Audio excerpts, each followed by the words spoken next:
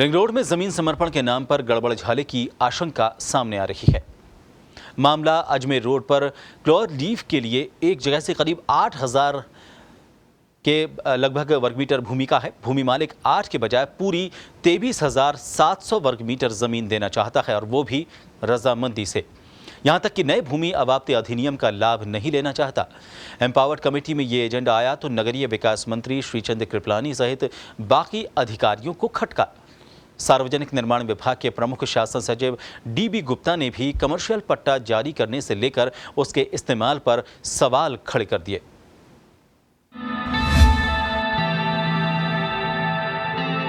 ₹50 करोड़ की जगह क्यों लेना चाहते हैं 30 करोड़ रुपए? 8,000 के बजाय क्यों देना चाहते हैं 23,000 वर्ग मीटर जमीन? अजमेर रोड पर क्लोअर लीफ के लिए 9 हेक्टेयर जमीन की जरूरत है। इसमें से 4.5 हेक्टेयर जमीन पहले ही आ चुकी है। 1.5 हेक्टेयर जमीन पीडब्ल्यूडी की है। 3 हेक्टेयर जमीन में से ही 8,000 वर्ग मीटर जमीन का मामला सामने आया। भूमि मालिक के पास यहां कुल 23,700 वर्ग मीटर जमीन है। इसमें से क्लोअर लीफ में 8,000 वर्ग मीटर जमीन चाहिए। जेडीए में प्रस्ताव आया कि भूमि मालिक ने पूरी 23,700 वर्ग मीटर जमीन ही समर्पित करने के लिए कहा है। इस पूरी जमीन का भू उपयोग व्यावसायिक है, जिसका पट्टा वर्ष 2009 में ही जारी कर दिया गया। यानी कि इस जमीन की कीमत ज्यादा हो गई। रिंग रोड में जमीन समर्पण के नाम पर गड़बड़झाला। अजमेर रोड पर क्लोअर लीफ के लिए चाहिए 8,000 वर्ग मीटर जमीन।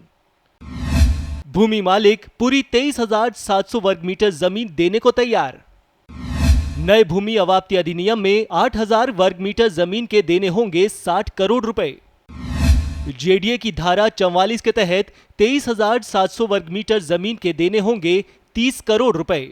आपको बता दें कि रिंग रोड मामले में प्रावधान किया गया है कि यदि कमर्शियल भूमि ली जाती है तो उसके बदले उतनी ही समतुल्य मूल्य की भूमि दूसरी जगह दी जाए, जबकि आवासीय में 50% और एग्रीकल्चर जमीन में 25% भूमि देने का प्रावधान है।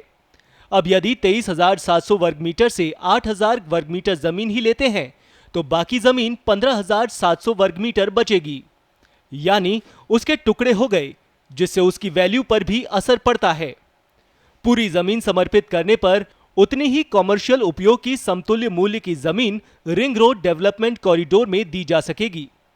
इससे भूमि मालिक को पूरी जमीन मिल जाएगी। उधर पूरे मामले में अफसर तर्क दे रहे हैं कि कमर्शियल पट्टा जारी होने के 5 साल तक गतिविधि संचालित नहीं होती तो पट्टा स्वतः निरस्त हो जाता है। वहां कमर्शियल गतिविधि संचालित नहीं हो रही है। जिनकी जमीन अवाप्त हुई है, मतलब प्रस्ताव बना के अभी नए अवाप्त अधिनियम में हमने प्रस्ताव बना के भेजे हैं जिला कलेक्टर महोदय के यहाँ। तो जिला कलेक्टर महोदय के यहाँ से उसमें डिमांड आई थी कि जेडीए को 166 करोड़ रुपए कुछ जमा कराने के लिए लिखा गया। तो बोले टेंटेटिव राशि उन्होंने बताई थी कि ये जब तक जमा कराएं। तो इस मामले में एक बार जेडीसी साहब के साथ मीटिंग हुई थी। कलेक्टर साहब के यहाँ इसमें नए अवाप्ति अधिनियम के तहत कार्रवाई जारी है। उसमें पहले जेडी को आया है कि आप इतना पैसा जमा कराएं। तो वो प्रक्रियाधीन कार्रवाई में तो कलेक्टर कार्यालय से पता चलेगा कि प्रोग्रेस कहां तक आ गई है नए अवाप्ति अधिनियम। हालांकि उपायुक्त का तर्क है कि पहले वहां रिजॉर्ट विवाह स्थल संचालित होता था, लेकिन बाद में बंद कर दिया गया। वहीं रिंग रोड का काम बंद हुए 1 साल से भी ज्यादा बीत चुका है। इससे यहां हुए अर्थवर्क, अंडरपास और ब्रिज निर्माण का काम बदहाल होता जा रहा है। हम खड़े हैं अजमेर रोड पर, जहां रिंग रोड का अंतिम छोर है। यहीं रिंग रोड उतरेगी और यहीं से लोग चढ़ भी पाएंगे। यहाँ से रिंग रोड पर चढ़ने के लिए क्लोअर लीफ का निर्माण होगा।